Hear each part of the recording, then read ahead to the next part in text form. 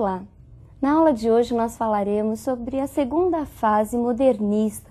Nós falaremos na aula de hoje de um período em que nós encontramos a consolidação, uma espécie de fortificação das conquistas da geração de 22.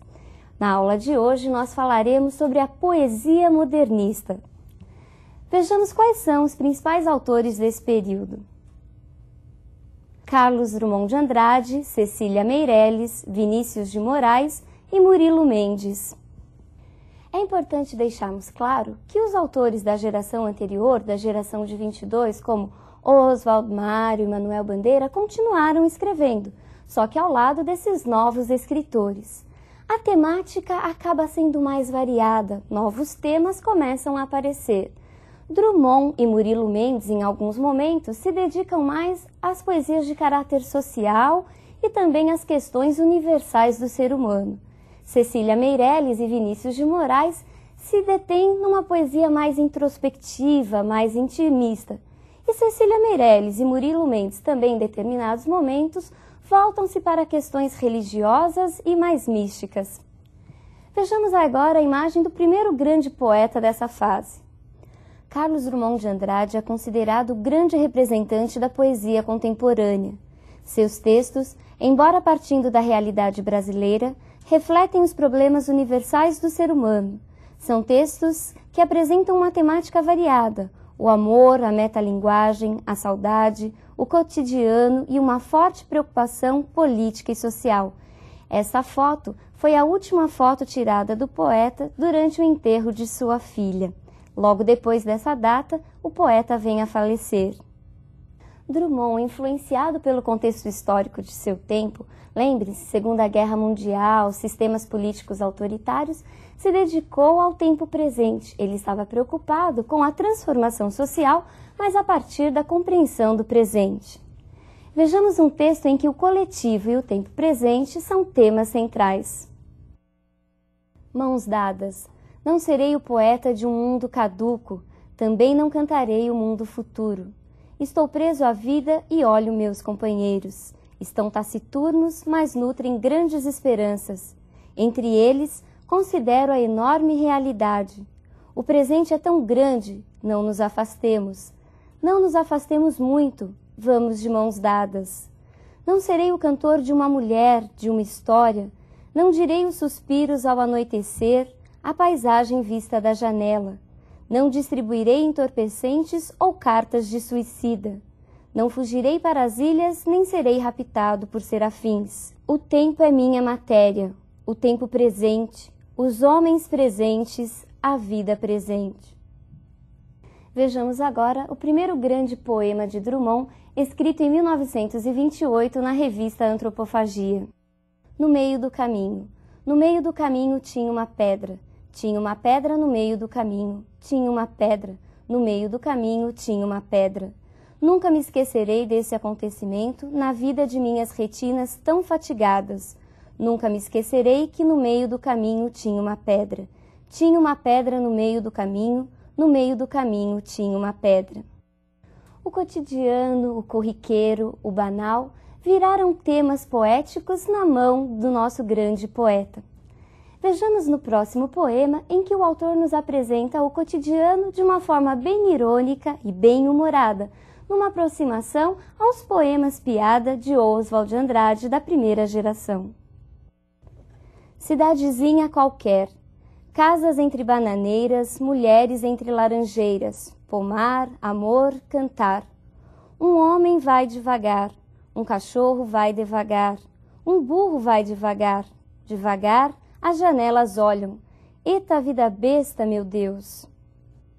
Representando uma poesia de caráter mais intimista, nós encontramos a grande figura feminina dessa geração. Vejamos quem é a representante da segunda fase da poesia modernista. Cecília Meirelles trilhou um caminho muito particular, o que dificulta sua classificação numa estética literária determinada. Seus versos apresentam características de outros movimentos, em especial do simbolismo. Cecília tornou-se conhecida no meio literário a partir da corrente espiritualista da geração de 22, mas aos poucos foi se afastando dessa corrente mas conservando o caráter introspectivo e intimista. Seus versos, geralmente curtos e carregados de musicalidade, falam da transitoriedade da vida, da morte e da solidão.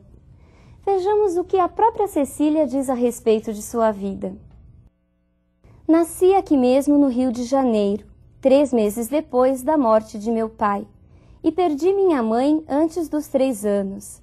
Essas e outras mortes ocorridas na família acarretaram muitos contratempos materiais, mas, ao mesmo tempo, me deram, desde pequenina, uma tal intimidade com a morte que docemente aprendi essas relações entre o efêmero e o eterno. Em toda a minha vida, nunca me esforcei por ganhar, nem me espantei por perder. A noção ou sentimento da transitoriedade de tudo é o fundamento mesmo da minha personalidade. Essas características muitas vezes tornam a obra de Cecília marcada por um pessimismo, por um caráter negativo. Vejamos agora um dos seus textos mais conhecidos. Motivo. Eu canto porque o instante existe e minha vida está completa. Não sou alegre, nem sou triste, sou poeta. Sei que canto, e a canção é tudo, tem sangue eterno a asa ritmada, e um dia sei que estarei mudo, mais nada. Vejamos agora a imagem de outro importante poeta.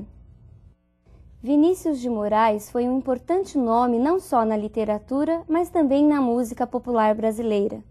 Altamente comunicativo, Vinícius definia-se como poeta e diplomata, o branco mais preto do Brasil, na linha de Xangô, Saravá. A obra de Vinícius é frequentemente dividida em 2 fases. Numa primeira, nós encontramos um autor ainda preso aos valores simbolistas. Aparecem temas como a solidão, a distinção entre o carnal e o espiritual e também uma certa religiosidade. Já num segundo momento, encontramos um poeta mais voltado para o cotidiano e para a mulher. A mulher foi um tema muito tratado em Vinícius de Moraes. Tanto que uma vez, quando perguntado sobre as coisas mais importantes da sua vida, ele respondeu: primeiro mulher, segundo mulher e por último mulher. Danadinho ele, não? Tanto que a música Garota de Ipanema, dele e de Tom Jobim, ainda hoje é uma das músicas mais gravadas, uma das músicas brasileiras mais gravadas em todo o mundo. Vinícius de Moraes, ao contrário dos outros modernistas, recuperou o soneto, aquela forma fixa, clássica, desde muito tempo abandonada. Vejamos agora um dos sonetos mais conhecidos de Vinícius de Moraes.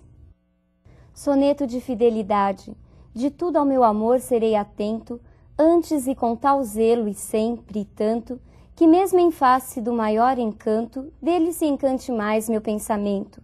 Quero vivê-lo em cada vão momento, e em seu louvor hei de espalhar meu canto, e rir meu riso e derramar meu pranto, ao seu pesar ou seu contentamento.